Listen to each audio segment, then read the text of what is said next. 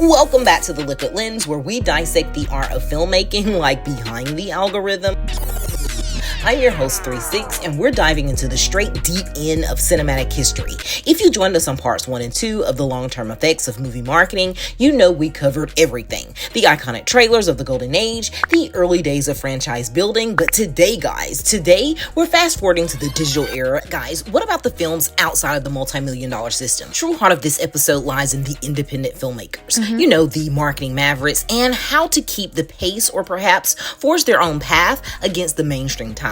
So first and foremost, the David and Goliath challenge. Okay, independent films by definition operate vastly, on different playing fields. Mainstream movies have budgets the size to fit small countries. Their marketing budget alone can dwarf the entire film cost of an indie feature.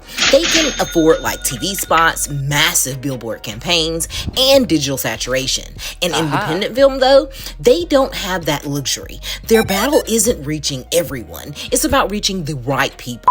This is where resourcefulness and creativity become the most potent weapons. Now let's talk guerrilla tactics and niche appeal. Instead of brute force spending, independent films or indie marketing relies straight on surgical precision. Key strategy around independent cinema is an intimate, targeted approach built around two core pillars: niche audience identification and authenticity. Let's talk about targeting the niche. While Blockbuster aims for the wildest possible demographic, an indie film knows its ideal viewer. A social drama with, targeted activists, educators, and relevant online communities. So example, a horror comedy will focus on film festival fans and engineer subreddits. So this means less money wasted on, broad approach and broad outreach, and more on meaningful connections with the people that, will most likely become true vocal fans. There's the festival launchpad. Film festivals like Sundance, TIFF, others are really critical. They are not just screening venues, they're marketing accelerators. A successful festival run generates all important critical acclaim